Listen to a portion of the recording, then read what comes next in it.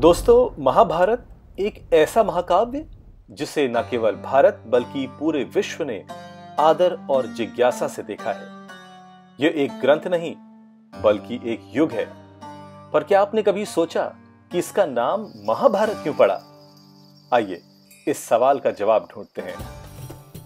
महाभारत की रचना का श्रेय श्री वेदव्यास को जाता है। वेदव्यास, जिन्हें वेदों और पुराणों का गहरा ज्ञान था, मानव जीवन की गहराइयों और उसके संघर्षों को समझते हुए वेदव्यास ने इस महाकाव्य की रचना की। लेकिन जब वे इसे नाम देने की सोचने लगे तो उनके मन में एक विचार आया।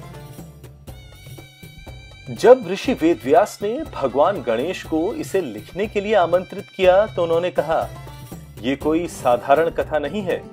यह धर्म अधर्म, सत्य असत्य, मोह और मुक्ति के बीच का महासंग्राम है और यहीं से इसकी शुरुआत हुई। महाभारत का पहला संदर्भ कुरु वंश से जुड़ा है।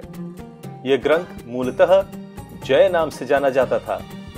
जय का अर्थ है विजय और ये 8800 श्लोकों का संग्रह था। ये कुरु वंश की कथा थी, उस वंश की जिसने भारत के कई राजवंशों को प्रभावित किया। लेकिन यह केवल एक वंश की कहानी नहीं थी।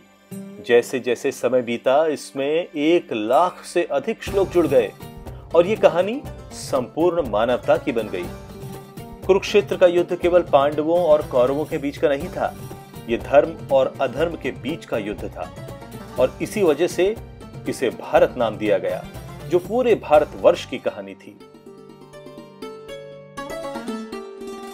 महाभारत को महाभारत कहने का सबसे बड़ा कारण इसकी विशालता है। इसमें 18 पर्व अध्याय हैं और यह विश्व का सबसे लंबा महाकाव्य है। यह केवल राजाओं और युद्धों की कहानी नहीं है, बल्कि इसमें राजनीति, नैतिकता, धर्म, दर्शन और मानव जीवन के हर पहलू की चर्चा की गई है।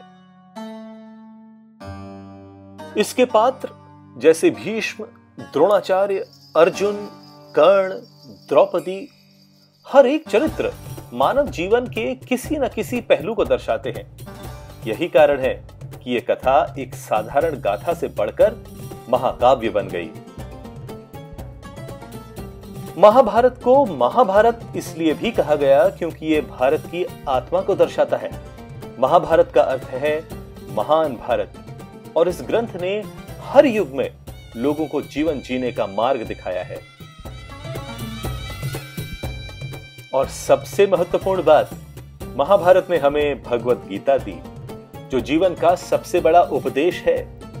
गीता केवल पांडवों के लिए नहीं बल्कि पूरी मानवता के लिए लिखी गई है।